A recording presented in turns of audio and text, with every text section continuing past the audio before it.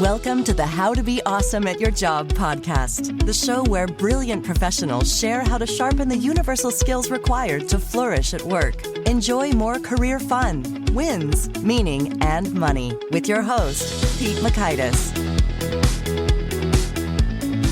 Hello, and thanks for joining us here for episode 764 with Maryanne O'Brien. Maryanne has some excellent wisdom when it comes to enhancing your communication by understanding your own communication style and others and how they mesh and how they might not.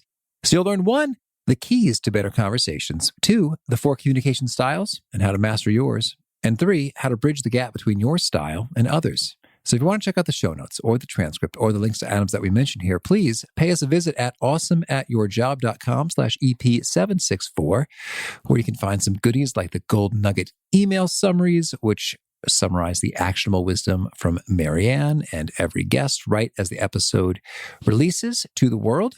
An email you can read in about 2 or 3 minutes, as well as unlocking the whole vault of all of these summaries. That's the gold nuggets at awesomeatyourjob.com. Now here's Maryanne's story. Maryanne has spent her career helping leaders and teams learn how to consciously communicate, cultivate empathy, and deepen trust. She's the author of The Elevated Communicator, How to Master Your Style and Strengthen Well-Being at Work, which was born out of more than a decade of original research. Her proprietary self-assessment helps you identify your communication style, be it expressive, reserved, direct, or harmonious, raise your self-awareness, and build the communication skills needed to create a positive impact at work. Big thanks to Maryanne for sharing her wisdom with us. And big thanks to our sponsors. Check them out. One sponsor to check out is Storyworth. Whenever I'm thinking about meaningful Father's Day gifts, Storyworth leaps to mind. Storyworth helps you preserve precious memories and stories from your father for years to come. Each week, Storyworth emails your loved ones a thought-provoking question that you get to help pick, such as, what's the bravest thing you've ever done? I personally love their prompt so much that I have refreshed Storyworth's questions page many times looking for more. Storyworth makes the writing process super quick and easy. All your loved one needs to do is respond to that email with a story, and then you get a quick copy of that. And after a year of this fun, Storyworth compiles your loved one's stories and photos into a beautiful keepsake hardcover book that you'll be able to share and revisit for generations to come. Families love Storyworth so much, they've got 25,000 five-star reviews on Trustpilot and have millions of stories preserved. So give all the fathers in your life a unique, heartfelt gift they'll all cherish for years. Storyworth. Right now, you can save $10 on your first purchase when you go to storyworth.com/awesome. That's storyworth.com/awesome to save $10 on your first purchase. And big thanks to our sponsor, Acorns. Acorns makes it easy to start automatically saving and investing for your future. You don't need a lot of money or expertise to invest with Acorns. In fact, you can get started with just your spare change. Acorns recommends an expert-built portfolio that fits you and your money goals, then automatically invests your money for you. NerdWallet.com, whom I love on these sorts of matters, gives Acorns a whopping 4.7 stars and says, quote, if you want to make the most of your spare change, there's no better place to do that than Acorns. Head to acorns.com/awesome or download the Acorns app to start saving and investing for your future today. And we got a legal disclaimer here. It may not be representative of all clients. Tier 1 compensation provided. Compensation provides an incentive to positively promote Acorns. View important disclosures at acorns.com/awesome. Investing involves risk, including the loss of principal. Please consider your objectives, risk tolerance, and Acorns' fees before investing. Acorns Advisors LLC, Acorns, is an SEC-registered investment advisor. Brokerage services are provided to clients of Acorns by Acorns Securities LLC, member FINRA/SIPC. For more information, visit acorns.com. One sponsor to check out is Harvard Business Review. This brilliant magazine, published at hbr.org, is the leading destination for smart management thinking. Fun fact, HBR has been mentioned in 108 episodes of the show. That's because HBR has great stuff that comes up often. They've got explainer videos, podcasts, real-world case studies, and much more. I think of HBR each night that I put on my special orange glasses. Their article, Will Blue Light Glasses Improve Your Sleep?, revealed that those who wore them reported better sleep and a 7% improvement in work performance as compared to those who wore the sham glasses. So I cite HBR anytime anyone tells me that I look silly wearing them. Now, much of HBR's content is available for free when you sign up at their site. Subscriptions that get you unlimited content cost $10 a month. If you visit hbr.org/subscriptions and enter the promo code AWESOME, you can save 10% off of that subscription. Again, to save 10% off of your HBR subscription, go to www.hbr.org/subscriptions and enter the promo code AWESOME. Now, here is Maryanne. Maryanne, thanks for joining us here on How to Be Awesome at Your Job. Thank you for having me. I'm excited to talk with you today. Well, I'm excited to talk about communication and specifically your book, The Elevated Communicator, How to Master Your Style and Strengthen Well-Being at Work. So I'm going to start you off with an easy one. What's the most surprising and fascinating discovery you've made about humans and communicating over your career? Well, I've been in communications in some form my entire career, starting out in advertising and then moving into growth and development. And I think the thing that struck me the most as I've really gotten into this subject is that if we want to become better communicators, we have to become better people. There's just no way around it, because as we're developing skills and really developing our own self-awareness and our ability to listen and have empathy and really understand ourselves and others, we naturally become better people over that arc and journey to developing new skills. That's fascinating. And when you say better people, you mean like virtue, like our goodness, and then like an Aristotle or sense of the word? I do. I mean, like our character strengthens. All right. Right. So if you think about listening is one of the most important skills whenever you're learning to become a better communicator. And it's impossible to become a better listener if you're not patient, if you don't have some level of empathy and connection with people so that they can really know that you're listening and connected with them. If you aren't willing to kind of keep an open mind, like it's hard to listen without judgment if you're not open to new people, you're not open to new perspectives and new ideas. And so as we develop skills and become more aware of our own style and self-awareness and self-understanding, we naturally start to see ways to improve and grow. And so one of the pieces and one of the philosophies that the work is kind of grounded around is this idea of the microevolution of self, right? That day by day, bit by bit, we get better over time. And we do that through deepening our understanding, what we know, right? So there's in building skills, there's usually some knowledge you have to have. Then there's what you do, the practices that support our ability to become better communicators. And ultimately, it's who we are. Success is a natural outcome of who we are. So, and we all want to be successful in our careers. That's why we listen to things like How to Be Awesome in Your Job, is that we want what we do to matter. We want to have purpose. We want to have success. And the reality is that success isn't something that we do or something that we have. It's a natural outcome of how we treat people, how well we interact, how able we are to build trust with all kinds of people. And so as we learn and grow and evolve and make small changes, we naturally become better people over time. And as we become better people, we become better communicators. Okay. Very good. Well, and I buy that. As I think about many of the skills associated with, well, just as you've said, with listening, it's sort of like, well, do I really care about you? Or am I more interested in me and my fun, interesting thoughts than your interesting thoughts? Am I more about being heard than hearing? And so there you go. That is like generosity or humility. These are character things. So that totally resonates with me. Thank you. Well, and some of the styles are more naturally, they're better listeners. Their other styles are more interested in talking, right? And so understanding all of the 4 different styles, the first one is expressive. They're the largest at 37%. The second is reserved. They're 25%. The third is direct. They're 22% of the population. And then the fourth is harmonious.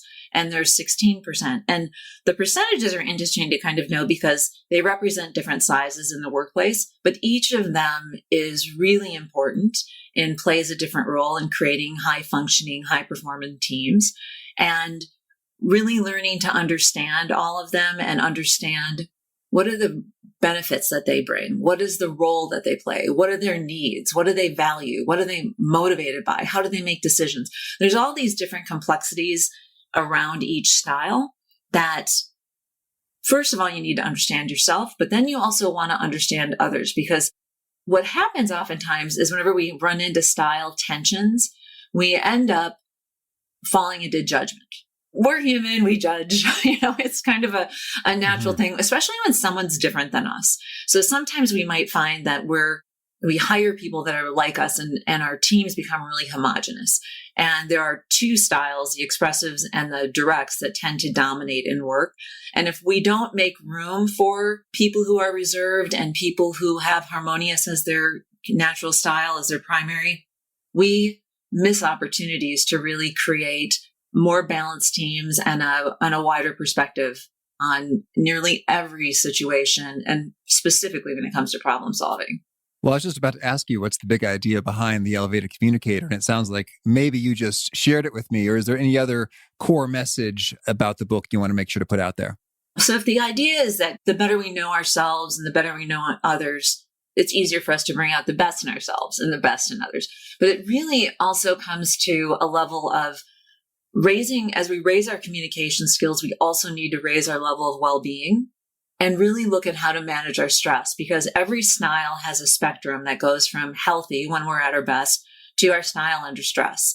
And it's easy to slip into stress. Like, we are in a pretty stressful environment in the world. Stress does not bring out the best in any style. So there's a really deep level of self-awareness that happens as you start to really get in to know your style. And then the other piece is ultimately, how do you build those connections and build trust with people? Because, trust is always the holy grail, right? It's always about psychological safety and how do we build, high trust teams. But the only way we can do that is if we can have genuine conversations and feel safe enough with people to challenge ideas, to share something that is a different perspective, and to get our voice into the conversation whenever there is a really dominant perspective being held. Mm-hmm. Okay, very good. And so these 4 styles, tell me, where did they come from? I don't imagine you just made them up. Can you give us a bit of the story about the research, the validation? Like, how do we know there's 4, Maryanne, and not 6? Well, so I love, when I've done in consulting for several years, and one of the things I've always liked to do is to use assessments to help people better see themselves and better able to see other people. And so I was looking for a really great communication assessment. And I have a strong background in quantitative and qualitative research. And I could tell some of them just weren't as robust as I was used to. Right. And so I decided I was going to go create one, because I know how important this tool is in organizations. And I've been working with organizations on this level for a long time. And so I went out and I did a giant quantitative study. And my hope was that, like most style assessments you see, whether it's a personality or whatever, that we'd come back in these 4 tidy little quadrants. Mm-hmm. High this, low that, low this, low that. Right, exactly. And so, but what I found was there were 3 primary dimensions that we communicate on. One of them is assertiveness. How forcefully do you share your opinion? Do you speak up? Are you expressive with your emotions and your opinions? The second is collaboration. How well do you work with people? Do you like to work alone? Do you like to work with others? How do you interact? Are you critical or are you supportive? And then the third is really about how you behave whenever you engage with people. So there's this spectrum. And it turned out that rather than falling into these nice little boxes, that it's easy to put a person in a box, but when it comes to communication, if there's anything more complex than communication, it's people. Mm-hmm. And these 3 dimensions actually formed more of a constellation. So every style has 5 really primary kind of shining stars that make it distinct. And that falls into this cluster analysis. And then there are some shared traits between some styles. So some styles will get along better than others. And that's usually where you have some overlap. So when I started to kind of step back, and then I did probably a year and a half of qualitative research, going out to really add dimension and understanding of what does it mean if somebody's expressive? How does that show up in the workplace? And how we communicate at work is often different than the way we communicate at home. Mm-hmm. So there's parts, like if you read through all of the styles, you'll start to see like, gosh, I feel like I have a little bit of that aspect in me. Because we do share some of those qualities, and that's kind of that constellation approach, but also because somebody who is really direct at work can be harmonious at home. And it seems counterintuitive, but sometimes they're like, I don't want to lead everywhere in my life. And conversely, I've seen people who are harmonious be really direct at home. Those 2 are the kind of the most different of the 4 styles. Okay. Well, so how do we learn our own style and that of others so that we can make use of this? Well, so I would recommend you go and you take the communication style assessment, which is free at the elevatedcommunicator.com. I wanted the assessment to be accessible for everyone because for a long time, I had led strength finders and other programs where people would get the code and they'd throw away the book. And I was like, let's not do that. let's get, if you really are going to read the book and get into your style, which I would also recommend, but I'd love to, give you a flavor for all of them today. But I would first start by taking the style assessment. And on the site, you're going to see a couple of brief descriptions that will help you to understand yourself kind of at a glance.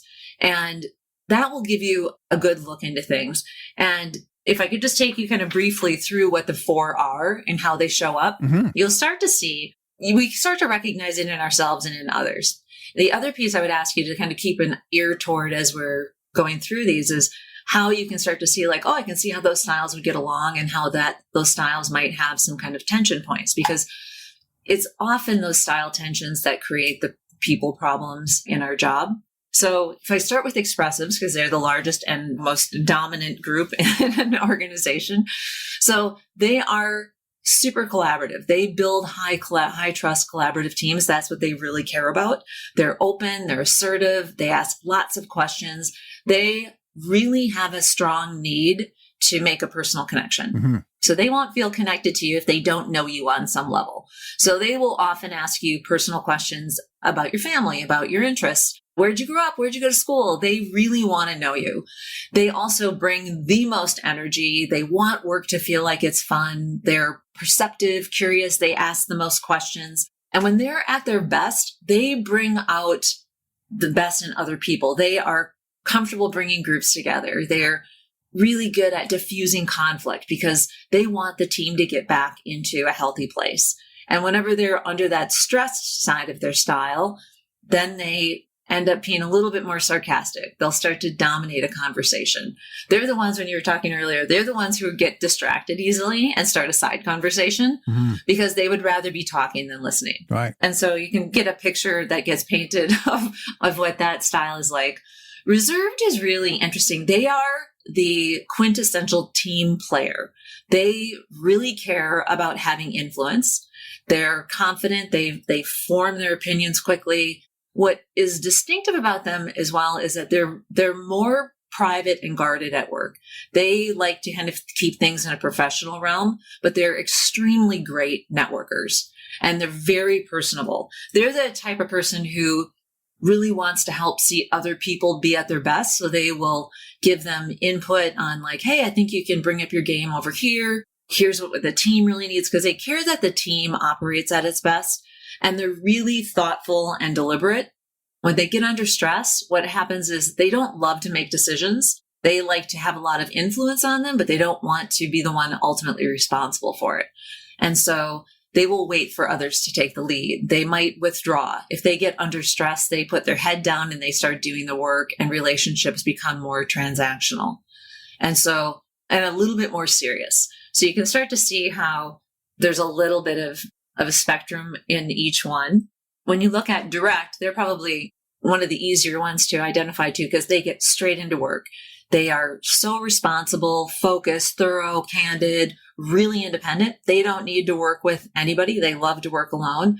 The best conversations are brief, focused, meaningful. They like every meeting to start and stop on time. No small talk. No need to get into anything personal. And they're the ones who will rein a conversation in if it starts to wander too far. So their strength is really to help teams operate at a higher level. They're really clear and focused, and they inspire that level of accountability that they bring to others. If people don't meet their expectations when they're under stress, they will steamroll. They'll damage relationships pretty quickly. They'll tell others what to do and how to do it so that they can just get it done as quickly as possible. And they're super intolerant about any tangents at all. So that will start to set them off. And then Harmonious, which is the fourth style, they are the glue that kind of keeps teams together. They have the most people-focused approach to the way they think about things. So whenever decisions are being made, they put it through like, how's it going to affect other people? How's it going to affect relationships? They are the best listeners, cooperative, really supportive and caring. So they bring the human quality to teams that other styles don't consider to the same depth. Because they are so cooperative, when they're under stress, they become more of that. So they can become They can comply too much. They can water down their opinions. They can become too cooperative and really become quiet. So all of these styles, each of them plays a role in creating really healthy teams. And we need to make room for some of those voices that aren't naturally going to jump into the conversation and invite them in. Mm-hmm. And with that, I guess all sorts of implications could pop up with regard to, if I prefer this and someone else prefers something else, we might consider this particular intervention or approach or adaptation. I guess I'm curious to hear, since that'd be quite the matrix and difficult to maybe fully elucidate in the time we have, are there any universal best practices and worst practices here when it comes to bridging gaps with others? Well, listening is the first thing I would recommend every style puts at its focus. When we make it a point to listen and really be present and not thinking about our response or waiting for the person to stop talking, that is always a great idea. So this idea of kind of flexing your style a little bit, if you can start to recognize what other styles need.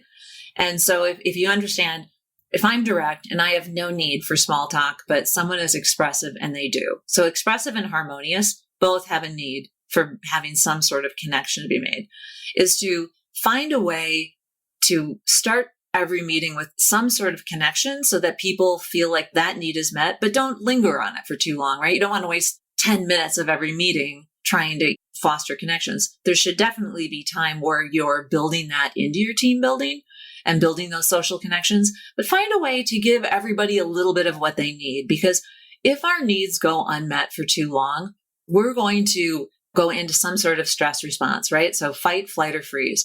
We either want to push and steamroll over, or we go into flight and we leave. And this is also in organizations. I've seen a lot of people who haven't felt seen and heard or valued because their needs aren't being met. And that big part of it is what is prompting them to leave. And then we go into freeze, which is we shut down, we disengage. So we're physically there, but we're not really there. Mm-hmm. Okay. So I would start with listening and seeing, and it's not that difficult actually. I know it sounds like it whenever you're trying to like mentally hold it in your head, but whenever you start to look at what each person needs, right? So the expressives, they need some personal engagement. Reserved, they need to have some level of influence. Direct, they need every conversation to have meaning. And harmonious needs to have it to be really respectful. Mm-hmm. And those pieces, the getting to know the different styles is so important because each of us has a different way that we build trust, right? So we have biases when it comes to building trust. And if that's ultimately our goal is to find ways to work well together, to be more effective in our roles, to build trusted relationships that allow us to navigate the challenges that seem to come up daily, we've got to invest a little bit in getting to know other people and understanding what their needs are. And when you say the direct folks need meaning, I am interpreting that to mean meaning as in the exchange we're having results in output, results, activity, stuff in the world being different, as opposed to it's meaningful, Maryanne, that you and I are feeling connected to each other. Is that a fair interpretation of what you mean by meaning and for the direct? It is. It has to drive to some actionable outcome, right? So it can't just be like, oh, it felt really good to connect. It was like, what's the outcome coming here? Because they really have a high level of responsibility and they keep the trains running on time, right? So they're the ones that want to know that the conversation is leading to something that's going to make a decision. It's going to inform something. It's going to help me see a new perspective. Gotcha. Okay. Well, so listening, that's huge, certainly. And having a sense for what does the other party really need, the desire, and how you can meet that. Are there any best practices when it comes to listening in terms of this makes a world of difference in terms of really gaining that understanding? And I don't know if there's any attention tricks or particular power questions that yield lots of insight, or how do we listen optimally, Maryanne? Well, there are a couple of things I would recommend. First is eliminate as many distractions, like eliminate the distractions you can, right? Turn off your notifications, put your phone away. Studies have shown that if our phone is just even visible, 20% of our attention goes to our phone. And so, because it might ring and we don't even realize that part of our attention is being drained. I would make it a practice to set an intention before you have a conversation. We tend to listen best when we think the conversations are important. Yeah. Right. And it's whenever we're kind of on that autopilot, like, we're just kind of floating into a conversation, floating into a meeting, that we're half present, is to really make it a point to be present. And then for certain styles, because Harmonious they're good listeners, every other style, especially for Harmonious or for Expressives, I would recommend that you mute yourself in every conversation and speak for one time for every 3 times that you have the impulse. Because people who are expressive just have a natural desire to share their ideas, and they get excited that they don't even recognize that they're contributing far more than anyone else, and they're not making room for other people in the conversation. So I would dial up your intentionality around conversations and how well you listen. And I would work to really strengthen your self-awareness so that you can become aware of how you're coming across to people. I like what you had to say about when you think a conversation is important and you have some intentionality there, you naturally do more listening as opposed to, oh, there's just this meeting. I got to show up at that meeting. So could you give us some examples? Do you recommend like setting a very precise articulation of that intention? Like, in this conversation, I am going to try to understand why Bob is so worried about this thing. Like that's my goal, my intention. Or what I hope to achieve in this conversation is getting a sense of what would be truly most motivating and exciting to the team about this project. Are those fair approaches, or how do you think about intentionality? Yes, I think both of those are great examples. The more intentional you are, the more effectively you will show up, and the easier it will be to kind of follow through on that intention. So I would look at, if you're going into a meeting, what is it that you need to be able to listen to somebody who has a different perspective, perhaps? So if there's somebody that because we all start to categorize people, right? It's like, oh, this person always has great ideas, and I listen whenever they're talking and I want to build upon those. This person always shoots everything down. This person has the most whacked out ideas that never make any sense. Mm-hmm. So if you can set an intention that no matter who's talking, I want to stay open to what they're saying. I want to try to at least understand where they're coming from. Mm-hmm. You don't have to agree with everyone, but if you can at least try to figure out, what is it about that idea that they like? People want to feel seen and heard, right? That makes you feel valued. So if you at least demonstrate to them that you're present, that you're really listening, that you hear them, that will go a long way into building trust. And then you can say, you know what? I understood what you said. I see things differently, right? We don't have to agree with everything, but the idea of staying open and having that willingness to listen. So I think if I was guiding someone toward this, I'd say, what do you think you need going into this? Is it that you need to be more open? Is it that you need to watch for interrupting? Is it that you're not going to shut down whenever somebody shares something that you disagree with? Can you watch for your biases? Can you watch for what triggers you? Because all of those kind of communication influences affect how well we listen. That's good. Well, Maryanne, tell me anything else you want to make sure to mention before we hear about a few of your favorite things. The piece I would just remind people to start looking for is, what is it that they need whenever they're communicating with people, and how do they help people understand what it is they need? So we'll do team sharing. It's one great way to start building connections with people. And it's, whenever we all share our styles. So share your styles with the people you work with, and share like, hey, you know what I realized about myself that I hadn't really understood was I really need some time whenever we first start talking to have some connection, and ask them what they need, because then it's an easy way for people to say, you know what? That's exactly what I don't need. I need to get straight into the work. And so how do we find that kind of common ground? And the more that we can let people understand us, understand what our needs are, and give them an opportunity to help us meet those needs, and be willing to give them an opportunity to have their needs met. I mean, I think that those are some of the just kind of basic pieces of making a great connection with someone, is to be open, to, be a little bit more vulnerable, let people get to know you a little bit, and respect what they need as well. Beautiful. Thank you. Now, could you share a favorite quote, something you find inspiring? Sure. One of the ones that I love, I like Stephen Covey's work it's just been influential in my life. And I love the one that he has about trust, which is around when the trust account is high, communication is easy, instant, and effective.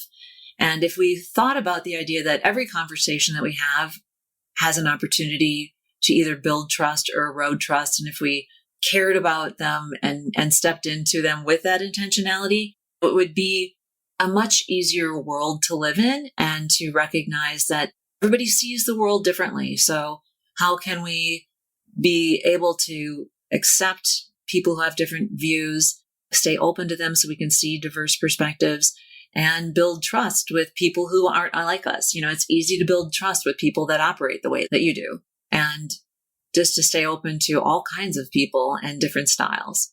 Mm-hmm. And could you share a favorite book? I really love the 4 Agreements. I think that idea of having that kind of code of conduct and really getting to know yourself well, because that whole idea of the first one, be impeccable with your word. When you take responsibility for what you say and do, and you choose your words carefully, there's far less room for the tensions and the people problems that we run into at work. The second one around don't take anything personally. We recognize that what other people are going through and what they say and do doesn't have to be about you, right? It's usually what they're going through, and just let it go and not personalize things. The third one around not making assumptions, I love the idea that people have the courage to ask questions and clarify things and have the willingness to kind of step in and clarify conversations so that you can stay away from misunderstandings. And then the fourth one about always doing your best. Every day is different. People have been going through a lot, and we're always trying to do our best, and it looks different on different days. But if that's our intention, is that every day I'm going to do the best that I can and show up in the best way that I can, I think there's a lot of value in those 4 agreements, and they sound simple. Living them is a practice. And it comes back to that idea that if you live these, you will become a better person. And there's nothing more powerful than self-awareness and the ability to see things and make those course corrections. This is an old idea, like you can't change what you don't see. Mm-hmm. And if folks want to learn more or get in touch, where would you point them? If you go to the elevatedcommunicator.com, you will find the assessment. So you can take the style assessment. You can take it for free. You can share it with your colleagues, share it with your friends and family, start that conversation. There's also a monthly blog that I do called Ideas to Elevate that help people to put practices into play, because that's how we get better. We have to continue to build those skills through practice. And then on LinkedIn, I'm doing some online trainings and some different things every so often that are free for people so that we can get into these skills and really help people develop those practices that change the way they communicate. All right. And do you have a final challenge or call to action for folks looking to be awesome at their jobs? Well, I would encourage you to really get to know your style and become aware of how you're communicating from either that healthy side of your expression when you're at your best, and in how well you can communicate when you're really intentional, to when you're slipping into stress and what that looks and feels like in your body, because we'll always be able to feel stress in our body, and that'll start to tell us how we're communicating. And to build in some well-being practices that help you raise that level of resilience that you have, because we communicate from that level of self-awareness and well-being, that combination. And when stress starts to become too much, we're going to slip into those lower expressions. And that's when we really damage our relationship. So I would encourage you to get to know your style, start to recognize that style spectrum, and develop some sort of simple practices that keep you really intentional about how you want to build relationships, how you want to show up, how you want to become a better communicator.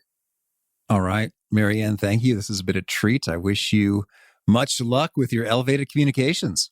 Thank you so much. It's been a pleasure. Well, I appreciate a great tool from Maryanne here. And I also really appreciate that notion that becoming better communicators requires us to become better people. What I find inspiring about that is it's sort of like a 2-for-1. If you spend some work on becoming more virtuous, a better person, you'll also become a better communicator, more awesome at your job, and the associated benefits. And if you put in the work associated with improving your communication and understanding others and meeting their needs and where they are and what they're thinking, where they're coming from, we also become better people in terms of where that's more considerate, that's more generous. So a fun thing to consider, and a double whammy of goodness when developing character and or communication skills. You do the other at the same time. Again, the show notes, the transcript, and the links to items that we referenced are over at awesomeatyourjob.com/EP764. Hope to catch you next time, and peace. Thanks for listening. To get the most out of the show, we recommend 2 key things. First, check out the extra resources at awesomeatyourjob.com. You can find this episode's transcript and links, as well as the perfect episode for your situation.